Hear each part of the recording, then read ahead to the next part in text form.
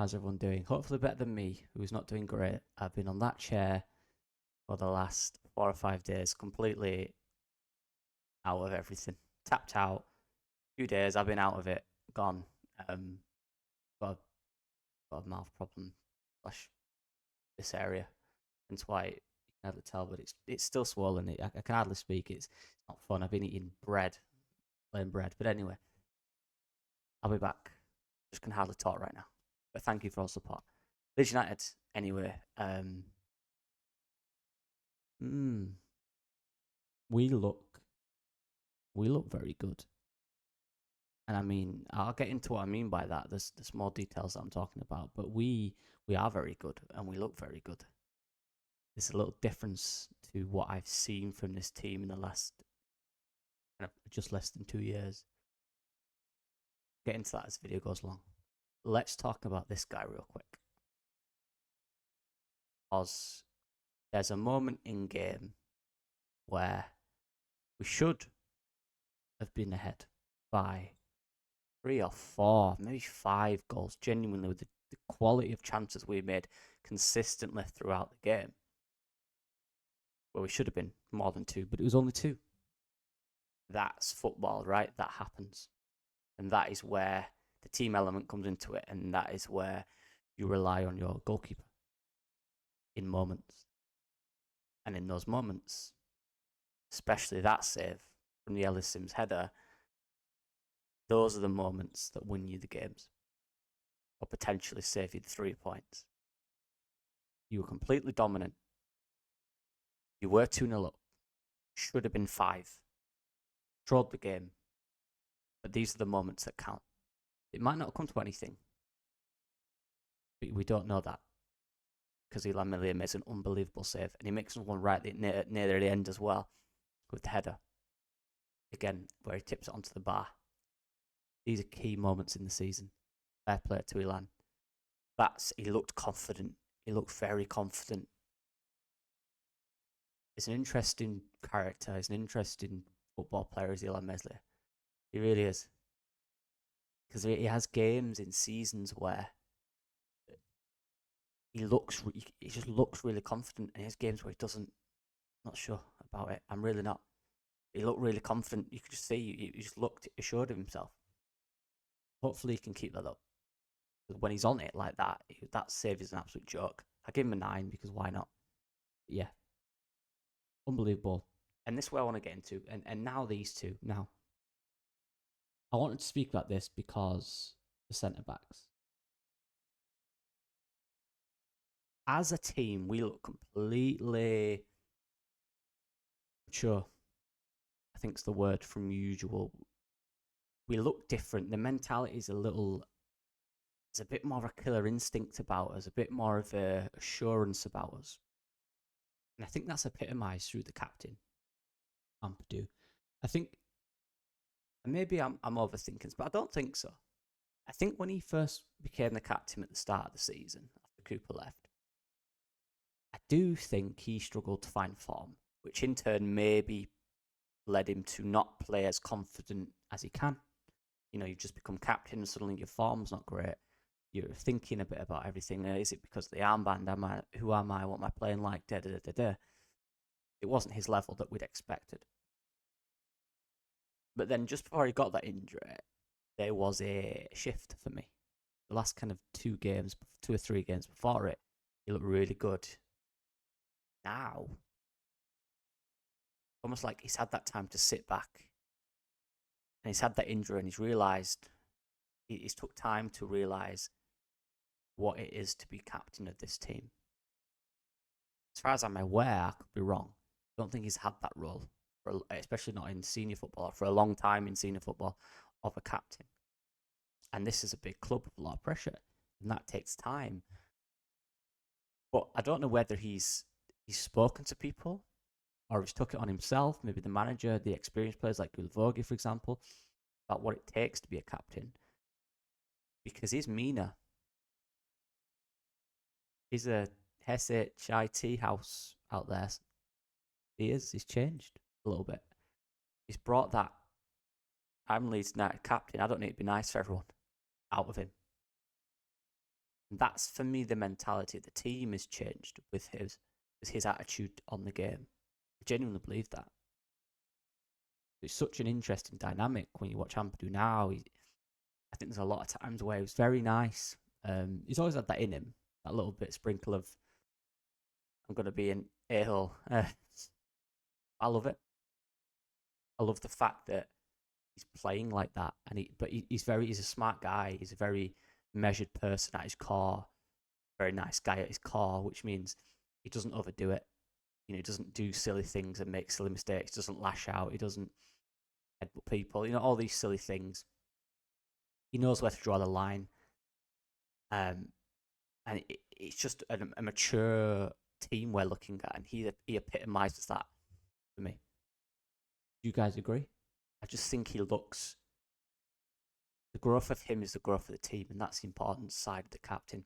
In terms of his performance, this was an interesting game because not naturally a centre-back. I think Ampadu struggles most when he is in them big physical duels with big strikers. Nellis Sims is a big, strong striker. And there were times in the game, especially, by the way, when they played two up top, which is very rare at this level. It might be the first or second time that's happened this season, from the top of my head. But that's hard because a lot of the time, you're going to be in a 1v1. And a lot of that time in that 1v1, you're behind the attacker. Or it's in the air. So it's very physical and demanding. And it was a good battle. It was a good battle. I think Ellis Sims got the better of aerial duels, aerial wins. I think on the ground, Ampadu was there. He was quick. He was sharp. He won some battles. But it's hard. And especially when you're not a natural centre-back. Ampadu does struggle in times where he has to be that 6'3", big, strong centre-back because he's not that. Right? But he had a good game. And he's leading this team. And this team has an edge to it. And I like it. And I like the edge he's grown. Or he's showing us. And Rodon, to be honest with you people, Rodon is quietly, in the last months, he's quietly becoming our most consistent player. I don't think he's spoke about too much. As much as he should be, I really don't. I think he's been absolutely outstanding. Again, driving with the ball and give him an option when he drives with it. Don't stop him. All he needs is one option. And then we've broke their entire midfield. He's dealing with everything defensively. He's reading the game so well. He's communicating well. His decision making is brilliant. His defensive fundamentals have always been brilliant. He looks so good. So yeah, I'll give him an 8. I thought he was excellent. Fullbacks. I mean, these two are brilliant out there every week. Honestly, I know I didn't do a player ratings for the Burnley game. Junior Firpo honestly probably would have got a 9.5. Straight up. He was good. He was good. Obviously, he's good. He's excellent. We're talking about how the game developed. He made the same runs. He got in good overlap positions. I don't think his balls into the box were as good as the other day. Or he didn't get in opportunities where he could really beat defence in front of him. He had a lot more in the box in defensive situations with Coventry, as opposed to Cardiff, not Burnley, sorry. So I gave him a 7. It's not the game to really talk about the fullback junior. You could do it any other game. But this one, he had a good game. It's decent defensively, I thought. Positionally was always an option. Got well forward well. Did put in some decent deliveries, but not as consistent maybe as against Cardiff. A good game. What a player. What a player. And Jayden Bogle, that goal. I know there's a massive element of luck within the goal, but that run, I love it. I love it. He's quality in it. I'm not going to spend too long on both of these guys because I could talk about them every week because they're both absolutely outstanding. But they were excellent. They were absolutely excellent. That goal is an absolute joke, by the way. Jayden Bogle's timing, by the way, of his runs. He's never offside. It's such an underrated feature of his game for me. His overlapping runs are timed so well. So well. Midfield, this is what I want to talk about. Because there was this, for me, I thought, a bit strange narrative that because Gruev's playing it's a defensive team. It's a tactical change. That's all it is. And the tactics being,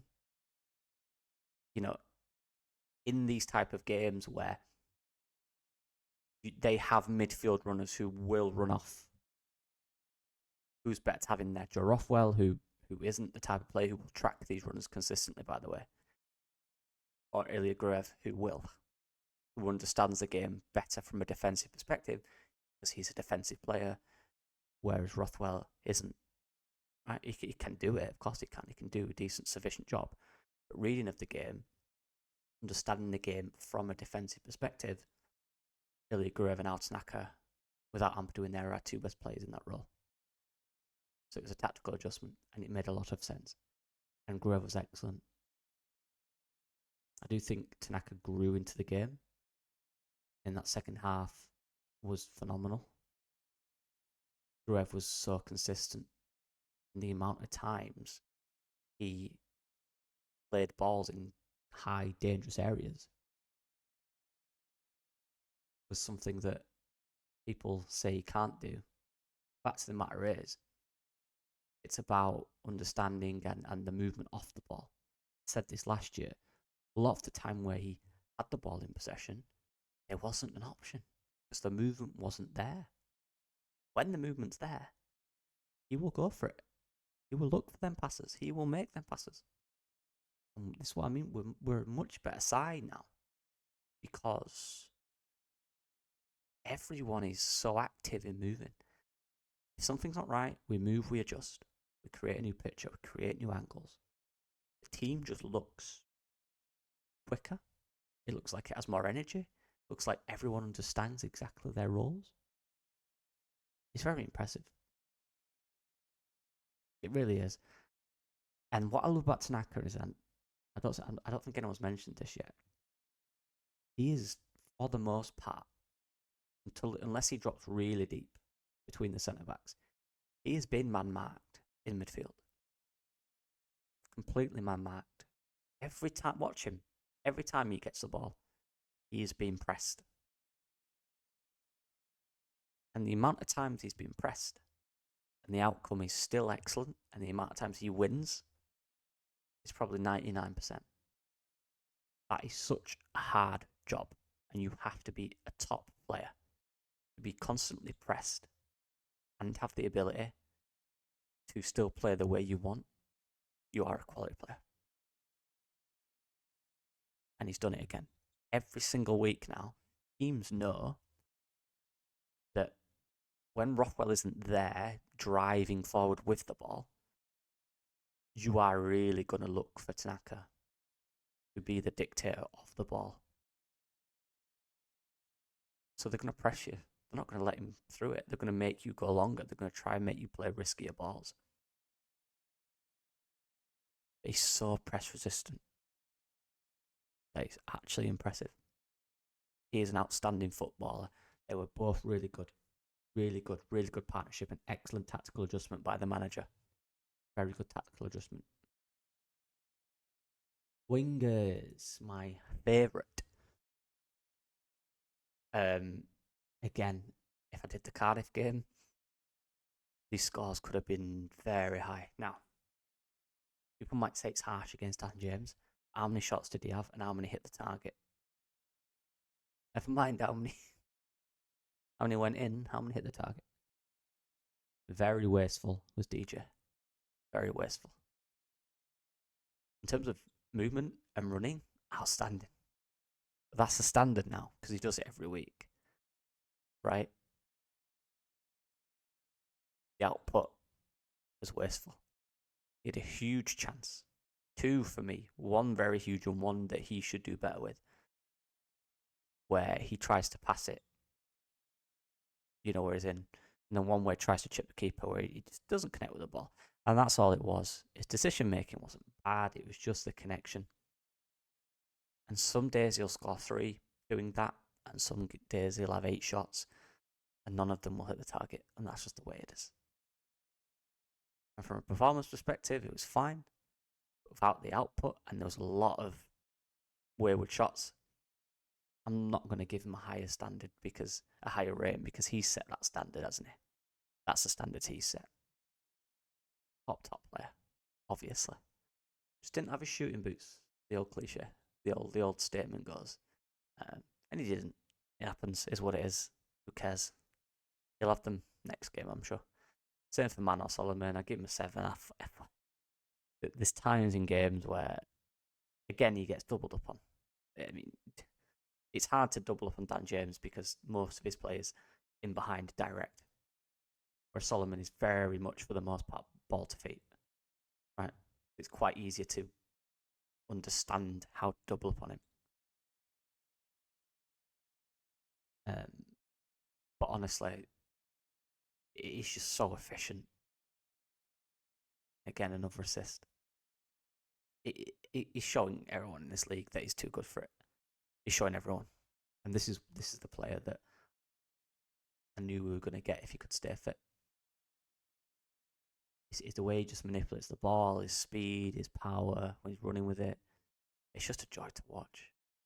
Honestly, though, I'm waiting for it, and it's the one thing that he has in his game that hasn't arrived is that cutting inside whip shot into a corner. He's got it. He's done it 7 or 8 times in his career. And he's just missing that moment. Once he finds that, they're all in trouble. These two guys, I don't know why that one's that colour and higher rating is yellow, but anyway, I apologise. Sorry, Brendan, I apologise. Joel scores again. What a finish. Genuinely though, I have zero fear when he's in front of goal. I'm expecting every shot he has to go in. And let's be honest, he could have had 3. How many games has he played where you're looking at Joe Pirro and gone, you should have had more than he scored? Very rare. It is very rare. Because he's just an excellent footballer in terms of his finishing ability and his movement off the last man. He's underrated. And what a finish. And again, going back to the annoyance of the game, it's how clinical. I know I saw the manager and this annoyed him, and honestly, I was screaming. I was so angry that we had so many big chances in the game. Joe Burrow has a one-on-one. I believe there's another one he could have got. You know, and James has chances. Ramazani comes on and has a one-on-one. Solomon has basically a one-on-one. You know, there were so many chances where happy to critical because we scored 7, but you can be critical because this is the standard. You're creating these to score them. You know, and if we play a better team, Meze doesn't make that save. It's 2-1. They've got momentum. You know, this is where you need to kill the game off, and this is where, for me, we have to. I know we scored 7, but it should have been 3 up. Should have been. It didn't matter on the day because our keeper makes 2 excellent saves. We've got to find that consistency. And I know we won and it was very comfortable, but the fact of the matter is, it might not have been if the keeper didn't make a brilliant save, right? So, yeah. But Joe Burrow scores again. And for the first time, I guess in the last few weeks, I think this is the first time this season where there's a clear number 9. I think a lot of the season it's been very Joseph for this game, Pirro for this game, but I honestly think right now Daniel Farker knows and has decided that Joe Pirro is his number 9. I think that's the clear role right now. And his movement off the last man for the last 2 games that you've seen where he scored goals from in both occasions is so underrated. And then in front of goal, if you can provide him with a ball and around the box, it's very likely that it's going in. That is such an underrated feature of any striker, and it shouldn't be because it's the main feature. For whatever reason, that's not something that's really important to a lot of people, but it is to me in a team that create so much, you need a clinical player. And Brendan Aronson, honestly, just a very, very industrial style of game, and he's had a very industrious few weeks. And there's this narrative, and I understand it to an extent, that a number 10 is a technical player, skillful, That's not true in the modern football. It was at a time, but there's actually a thing, a really big thing actually, that the 10 role isn't really a thing anymore. The 10 isn't really a thing anymore. Because the role's so different in every system that it doesn't really exist as what it used to or what it was designed to be. A 10 used to be a small, diminutive, technical passer who could thread the eye of a needle with a pass. When actually, in a lot of systems, it's a very different role. And there's not actually a specific role for what it's used for these days. It's very different. A lot of them now are just midfielders that play higher. A lot of them are second strikers who can press. And a lot of them are big players who can hold the ball up. It's very strange. It's a very different dynamic. And in a Daniel Farke system, the number 10 is predominantly a box-to-box, strong, attacking midfielder, as opposed to a small, diminutive, technical player.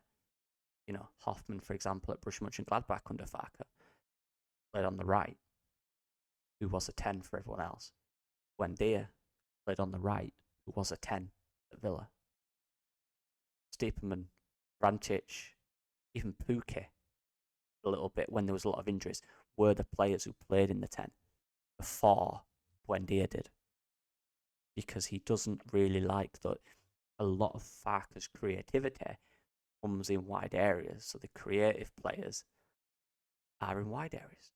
That's the way he plays. For those that are expecting this cutesy, technical kind of 10, the manager don't want that. Maybe he'd like it as an option, sure. Create some combination play. That's not what he does. Yeah, very industrious game, I thought Brendan had. I do. He needs to shoot more. He needs to shoot more. He needs to be more confident in shooting. But yeah. But that's it. Let me know what you guys think. Again, I apologize. This is painful doing this. I can't lie. I'm trying so hard. Thank you. So I apologize again if it's quieter. I've got to speak quiet, people. I can't speak loud. It's also 5 a.m. So, terrible. We look really good. This team looks very assured of its job and its role. We played a team in Coventry who I believe have won 4 in a row. They've not lost at home, I think, since November. This is a good, confident team. And we just swept away with it. Their only real threats today were from physical situations. Dealt with most of them, and when we didn't, our keeper did. We looked excellent again. And there's an expectancy and a consistency, and there's a hard 3 weeks coming up. Watford, Sheffield United, Sunderland all in there. This is going to be tough. West Brom as well, I think. This is going to be tough. These next 4 league games are serious. These are serious. These will test how good we are. I back this team. They are excellent. The players are brilliant. But yeah, let me know what you guys think. I appreciate all the support and patience. Look, is what it is. See you guys in a bit.